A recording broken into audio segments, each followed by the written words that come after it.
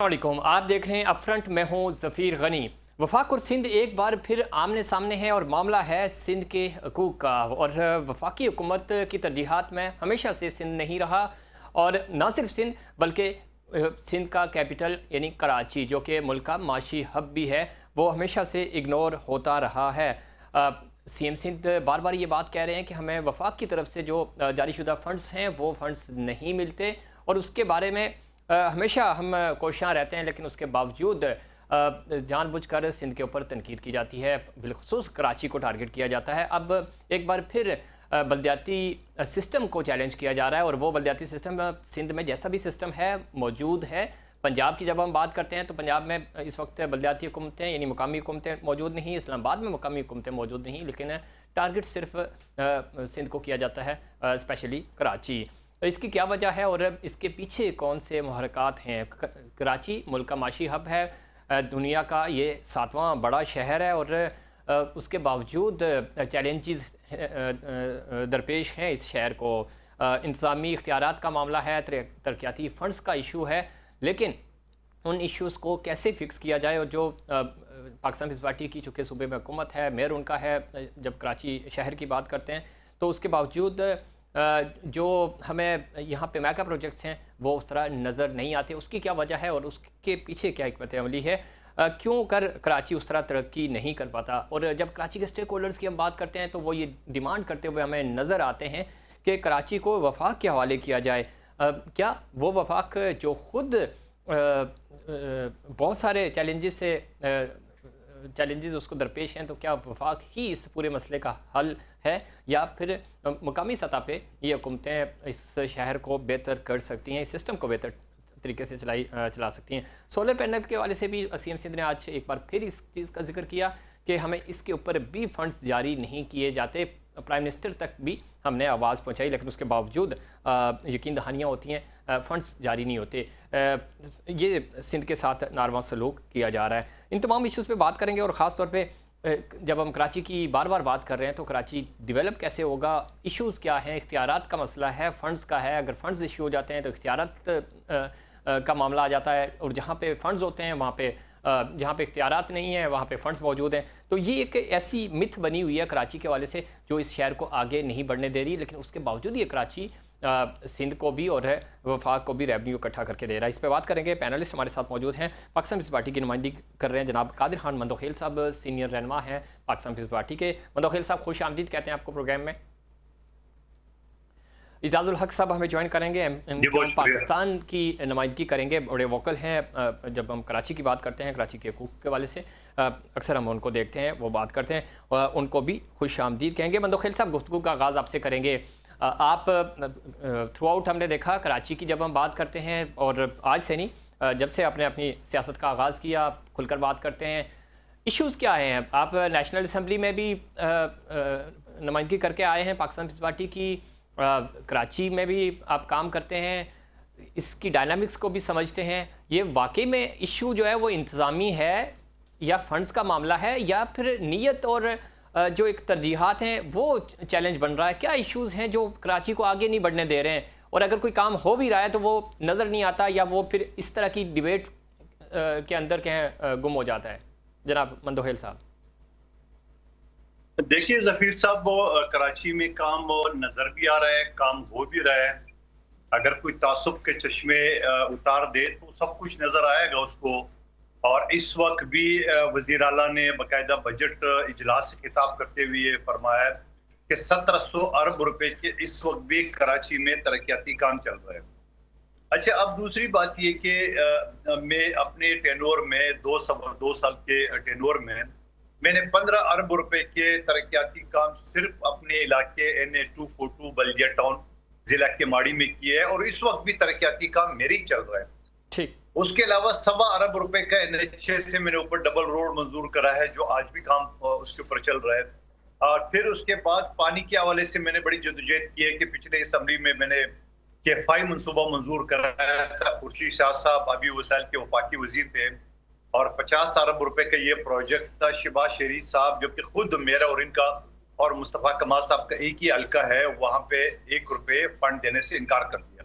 उसके बाद बिलावल भुट्टो जरदारी साहब से मैंने रिक्वेस्ट की, मैंने आप वो केनाल से 13 अरब रुपए का 100 MJD पानी का लाइन जो है ना वो मंजूर कराया, और न सिर्फ मंजूर कराया बल्कि पिछले 14 अगस्त को इसके इफ्तिताह भी हो गया था। तो मैं ये समझ रहा हूँ कि ये अगर बेनजीर इनकम सपोर्ट की बात करें, हर यूनियन काउंसिल में मैंने वो कराया, और K4 की मंसूबे की बात करें, हर मरतबा असम्बली के फ्लोर पे, मीडिया के फ्लोर पे मैंने K4 मंसूबे की बात की। K4 मंसूबा जो पिछले 25 साल से इल्तिवा का शिकार है, वफाकी हुकूमत अपने हिस्से का फंड नहीं दे रही। ये वफाकी मंसूबा है जो वापदा के ज़ेर इंतजाम है और वजारत आबी वसाइल के अंडर है। और पिछले साल भी जब वापदा ने 40 अरब मांगे थे तो वफाकी हुकूमत ने सिर्फ 3 अरब दिए। इस साल भी वफाकी हुकूमत ने सिर्फ 10 अरब दिए है।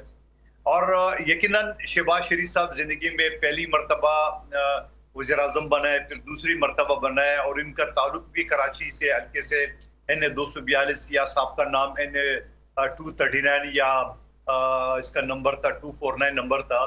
तो इस हवाले से जो ना, लेकिन हैरत वाली बात ये कि वज़ीर आज़म कराची से इलेक्शन भी लड़ते हैं और 5 साल से वो वज़ीर आज़म भी है। 1% का काम कराची में इसमें मंतोखिल साहब आप दुरुस्त फरमा रहे हैं, और हमें याद है ज़ाहिर आप वो सल्के से आपने भी बाद में फिर ज़ाहिर इलेक्शन लड़ा। हम सिर्फ ये जानना चाह रहे हैं कि इश्यूज़ क्या होते हैं, क्योंकि आप वहाँ पे बैठ के आए हैं, नुमाइंदगी करके आए हैं, आप इत्तेहादी भी हैं, ज़ाहिर आप पावर शेयर नहीं कर रहे, लेकिन आपके वोटों की वजह से ये हुकूमत इस वक्त इक़्तिदार में है। आप अगर अपने वोट माइनस कर दें तो ये नहीं रह सकते हुकूमत में। तो क्या वजह है कि ये आपको फंड्स भी नहीं दे रहे, पिछली दफ़ा भी नहीं दिए जिस तरह आप खुद फरमा रहे हैं, और इस दफ़ा भी फंड्स में कटौती लगती है। फिर सोलर पैनल के हवाले से CM तो खुद कह रहे हैं कि प्राइम मिनिस्टर ने यकीन दहानी कराई, बारहा यकीन दहानियाँ हुई हैं, तो उसके बावजूद ऐसी क्या मजबूरियाँ हैं जिसने आपको सिंक किया हुआ इस हुकूमत के साथ? आप इनको छोड़ें। आप MQ को तो मशवरा दे रहे हैं कि आप बाहर आ जाएँ, लेकिन अब आप खुद इस हुकूमत की बिसाखी बने हुए हैं। देखिए, यकीनन हुकूमत को हमने सपोर्ट किए, बिसाखी हम नहीं बने हुए। हुकूमत के पास 170 का फिगर मौजूद है, 169 पे वज़ीर आज़म बनता है, लेकिन शुरू में हमने ज़रूर उसको साथ दिए। उसकी वजह ये थी कि एक ट्रैका बना था, PTI पीपल्स पार्टी और नून लीग, 2 पार्टी आपस में मिलकर हुकूमत बना सकती थी या असम्बली खड़ी हो सकती थी। हमने PTI को ऑफर किए, उन्होंने हमारे ऑफर को टुकरा दिए। हमारे पास कोई रास्ता नहीं था, हम सिंगल पार्टी हुकूमत बना नहीं सकते थे, हमने नून लीग को सपोर्ट किया।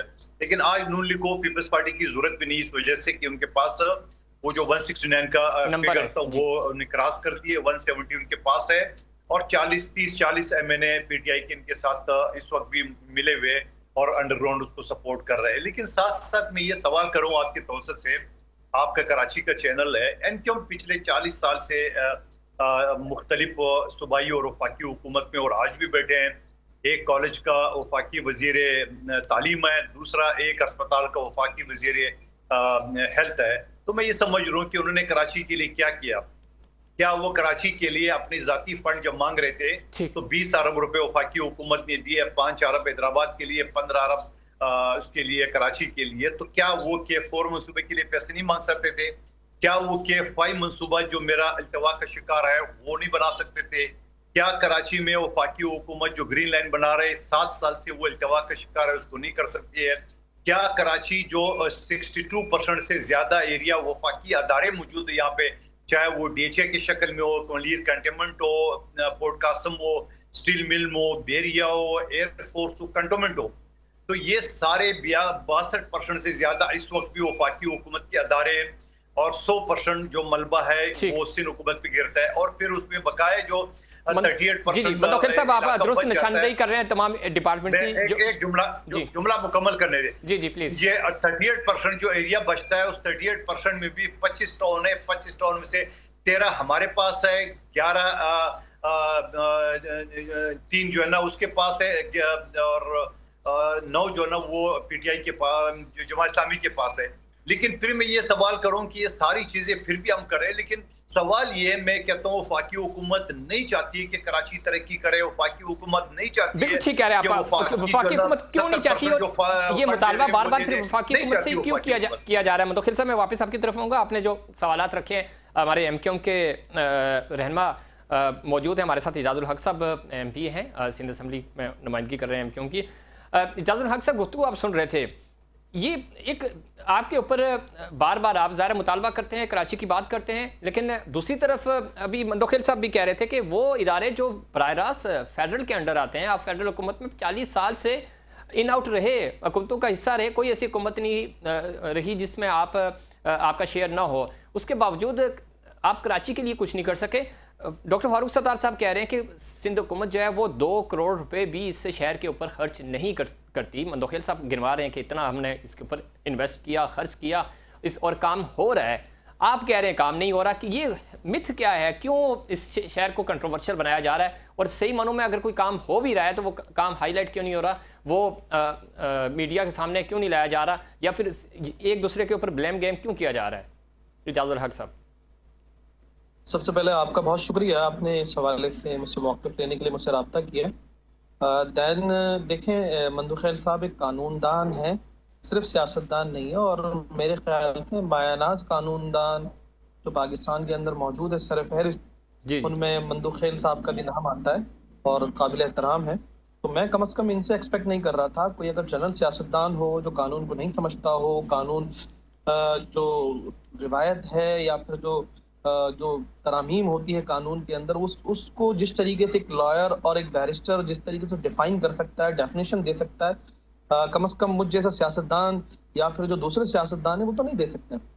मेरे भाई मंदोखेल ने बारहा, मैं अभी इनकी बात सुन रहा था कि कराची पे वफाक कुछ नहीं करता, कराची पे वफाकी नुमाइंदे कुछ नहीं करते, कराची में वफाकी हुकूमत के जो उज़रा हैं वो कुछ नहीं करते। उन्होंने नाम गिनवाए जो जी आपके दोनों उज़रा का, जी दोनों उज़रा का, तालीम और सेहत का भी नाम गिनवाए। तो मेरे भाई को पता होना चाहिए 18वीं तरमीम के बाद सूबा जो है वो हर लिहाज से खुद मुख्तार है, इंतजामी तौर पर, माली तौर पर। सूबे को 18वीं तरमीम पास करवाने का मकसद ही यही था कि सूबा खुद मुख्तार हो जाए और सूबे को वफाक का इंतजार ना करना पड़े, सूबा खुद अपनी आज़ादी से जो है वो डिसीजन ले सके और काम कर सके, और रुकावट कोई ना बन सके, वफाक रुकावट ना बने और वफाक से इजाज़त लेने का इंतजार करना ना पड़े। ऐसी सूरत हाल के अंदर 18वीं तरमीम के बाद तमाम तर काम सूबों ने करने हैं, वफाक ने नहीं करना है। सूबों को NFC का जो मद में जो पैसे मिलते हैं उससे काम कराने हैं। तो ठीक है, तो इजाज़ुल हक साहब गुफ्तगू चूंकि आप सुन चुके हैं कादिर खान मंदोखेल साहब की, तो ठीक है, अगर 1 मिनट के लिए मान लेते हैं ये बात, और जो कि ज़ाहिर 18वीं तरमीम के बाद सूबे के पास ये इख्तियारात हैं कि वो अपने फंड भी जनरेट करेगा और अपने ही शहरियों पे वो उसके ऊपर खर्च भी करेगा। लेकिन सिंध असम्बली में तो आप नुमाइंदगी कर रहे हैं ना, तो क्या वजह है अगर डेवलपमेंट के फंड्स नहीं खर्च हो रहे, पूरे सिंध की बात हम करते हैं, फिर जब हम कराची की बात करते हैं, तो क्या वजह है? आप ज़ाहिर खुद मेंबर है ना सिंध असम्बली के, तो कहाँ रुकावटें पेश आ रही हैं? और अगर क्लेम कर रहे हैं कादिर खान मंदोखेल साहब कि हम डेवलपमेंट कर रहे हैं, तो वो कौन कौन से एरियाज हैं? मेरे ख्याल से जी सुने, मेरे ख्याल से मुझे टू द पॉइंट बात करनी चाहिए, मुझे तमहीद पे नहीं जाना चाहिए, तमहीद नहीं बांधना चाहिए। मसला ये है 18 सालों से मुतवातर बिला शिरकत गैर हुकूमत इस सूबे में पाकिस्तान पीपल्स पार्टी की मौजूद है ना, इससे इनकारी तो नहीं है। होल सोल के सियाह सफेद के मालिक पाकिस्तान पीपल्स पार्टी है इस सूबे का 18 सालों से। इसके बावजूद आज भी 2026-27 के बजट में जब आप पूरे बजट को टटोलेंगे तो आपको उस पर नजर आएगा ये शहर जो पूरे पाकिस्तान को 70-75% रेवेन्यू जनरेट करके देता है और पूरे सूबे के लिए 97% 98% देता है, उसको मिला के 2% का बजट 2% इस कराची शहर के लिए रखा गया है, 100 अरब समथिंग रुपीस जो है वो, ये तो सूरत हाल है। और 18 सालों के अंदर 24,000 अरब रुपए इन्होंने खर्च किए हैं। कराची शहर के अंदर कोई प्रोजेक्ट बता दें जिसके ऊपर इन्होंने काम किया हो और वो लोगों को सहूलत मुयसर आई हो। देखें 18 सालों से इनकी हुकूमत है। मैं एक मिनट में जरा मंदोखेल साहब से ये कर लूं। जी मैं उनसे पूछ लेता हूं ना, मुकम्मल तो करने दे, पूछ लेते हैं। नहीं आप मुकम्मल कीजिएगा, मैं पूछ लेता हूं क्योंकि मैं बात ही नहीं कर रहा हूं। देखिए मुझे मुकम्मल तो करने दे मेरी बात। देखिए 18 सालों से इनकी हुकूमत में बाकी तमाम चीजें आप छोड़ दें, एक बूंद पानी का इजाफा इस शहर पे नहीं हो सका है। आज जो 20-25 साल पुरानी जो एलोकेशन थी पानी की, 400 MGD पानी, वो मुतवाद आज भी वही है और उसमें भी चोरियां हो जाती है। बहरिया टाउन का नाम ले लें, फिर दूसरे टैंकर माफियाज का नाम ले लें, 1400 MGD पानी की रिक्वायरमेंट पर डे की शहर की जरूरत है, उसके ऊपर नहीं काम कर सके। 1200 करोड़ रुपए का काम इन्होंने हब केनाल के ऊपर किया, उसके ऊपर ये मुकम्मल नहीं उतर सके। मेरे भाई खुद भी इनका ताल्लुक डिस्ट्रिक्ट वेस्ट के MNA रह चुके हैं। डिस्ट्रिक्ट वेस्ट में वो डिस्ट्रिक्ट कमाड़ी हो गया बल्दिया टाउन का, वो बड़ा इंपॉर्टेंट है। अगर ये केनाल चल जाता तो बल्दिया के आंसू भी बुझ जाते, बल्दिया टाउन का, जहां से ये मेरे भाई मंदोखेल MNA हैं। तो कोई प्रोजेक्ट ऐसे गिनवा नहीं सकते आप। 15,000 मैं यही बसेस की कह रहा था जरूरत है। इजाज साहब, आप थोड़ा सा मौका दें तो मैं मंदोखेल साहब से पूछ सकूं कि क्या वजह है 18 साल से इक़्तिदार है आपके पास से सूबाई सतह पे जो आप कर सकते थे वो क्यों नहीं किया। कादिर खान मंदोखेल साहब, इजाज भाई ने आपसे पूछा है कि आप मेगा प्रोजेक्ट्स कराची के गिनवा दें, इन 18 सालों में आपने क्या किया इस शहर के लिए। वफाक ने क्या नहीं दिया वो अलग बात है, लेकिन सूबे ने तो फंड जनरेट किए ना, तो वो कहाँ हैं मंदोखेल साहब? जफीर भाई इजाज उल हक साहब उर्दू स्पीकिंग है, उनकी उर्दू बड़ी जबरदस्त है। मैं तो एक पठान पश्तून आदमी हूँ, उर्दू हमने इन्हीं से सीखी है। तो ये जरा बताए कि ये 18 साल से सिंध हुकूमत पीपल्स पे बिला शिरके गैरे, इसका उर्दू क्या होता है? ये बड़ा अच्छा मंदोखेल साहब, ये बहुत अच्छा सवाल किया आपने जनाब। गैरे का मतलब ये होता है कि अपने फैसले खुद लेना और किसी से ना मशवरा करना। जवाब देने दें। अच्छा ठीक है, ये समझ मंदोखेल साहब कह रहे हैं मैं पठान आदमी थोड़ा देर से समझता हूँ, समझ गए वो। जी जी, या शायद मुझसे आपने ये लफ्ज से कहा कि बिला गैर शिरके क्या होता है, यानी इसका मतलब है कि full fledged people's party single party थी और उसने 18 साल हुकूमत की है। ऐसा ही है। तो मेरे भाई आप मुझे बताओ, 10 साल जो हमारे साथ आप इत्यादि थे, आपके पास सेहत, आपके पास एजुकेशन, आपके पास इंडस्ट्री, आपके पास बल्दियात, आपके पास 3 मेयर आपके, तो इसको बिला शिरकत गैरे कौन सा उर्दू होता है वो जरा बता दे मुझे। नंबर एक बात, ये तो क्या मुझे बताओ कि हर पल पे बिला शिरके, मेरी बात सुनो, आप क्या हर मर्तबा पीपल्स पार्टी को ब्लैकमेल हर घड़ी हर 3 महीने बाद नहीं करते थे? 14 साल आपका गवर्नर रहा है, वो बिला गैर शिरकत है आपके। आज भी और 40 साल से सूबाई और वफाकी हुकूमत दे रहे, कभी भी आप बगैर पानी की मछली है आप रह नहीं सके। फिर आप कह रहे हैं कि पानी का, आप मुझे एक बात बताओ कि वफाकी हुकूमत अगर है 18वीं तरमीम के जरिए, तो ये बताओ कि ये K4 मंसूबा किसका है? ये वफाकी हुकूमत का है। ये ग्रीनलैंड 7 साल से किसका है? वफाकी हुकूमत से। ये जो हब डैम से नहर मैंने मंजूर कराया 100 MGD, इसकी परमिशन भी वफाकी हुकूमत ने देना था, जो नहर तैयार है और परमिशन नहीं दे रहे 100 MGD का। 100 MGD तो ऑलरेडी चल रहा है, 100 MGD का परमिशन नहीं दे रहे। तो मेरे भाई फिर ये जो रेल का सिस्टम है, फिर ये जो 62% वफाकी अदारों का यहाँ डिपार्टमेंट है वो मौजूद है, तो क्या वफाकी हुकूमत जो ना उसकी जिम्मे कुछ नहीं है? क्या NFC अवार्ड के जरिए जो पैसे सूबों को मिल रहे 57%, बाकी जो परसेंटेज है क्या वफाकी हुकूमत को नहीं मिल रहे? क्या इस बजट से पहले जो 1200 अरब वफाकी हुकूमत ने सूबों से मांगा, क्या सूबों ने नहीं दिए? और फिर अगर ये सारी बातें मेरी गलत है तो आप किस बात की है मैंने के इलेक्शन लड़ते हैं? आपने एक अस्पताल का वफाकी वजीर सेहत क्यों लिया है? बताया कराची में कोई क्लिनिक खोला है इसने? ये तो मंदोखेल साहब आपने मंदोखेल साहब उसके स्टेडियम के अंदर जो बनाने जबरदस्ती शुरू की है बगैर आपके पॉइंट आगे मैं उसको पता था मुस्तफा कमाल साहब को कि मैं अगर ये शुरू करूंगा गैर कानूनी टैंकी है और उस टैंकी को ये पीपल्स पार्टी वाले मना करेंगे, 1.5 अरब की लागत से बल्दिया स्टेडियम बन रहा है, तो उसके अंदर पानी। मंदोखेल साहब आप इजाज साहब का पॉइंट ऑफ व्यू भी ले लेते ना उनको। लेकिन मैं सवाल आपके जोर तवसत से मुस्तफा कमाल साहब से और इजाज उल हक से सवाल करूं कि पानी की टैंकी तो आप जबरदस्ती नाजायज बना, हाँ मुझे ठीक है, मुझे ब्रेक की तरफ जाना है, लेकिन मैं इजाज साहब का पहले पॉइंट ऑफ व्यू शामिल करूंगा।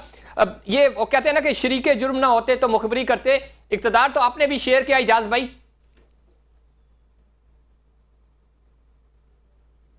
अच्छा ब्रेक का कहा जा रहा है, ब्रेक से वापस आएंगे तो हम यहीं से कंटिन्यू करेंगे शॉर्ट।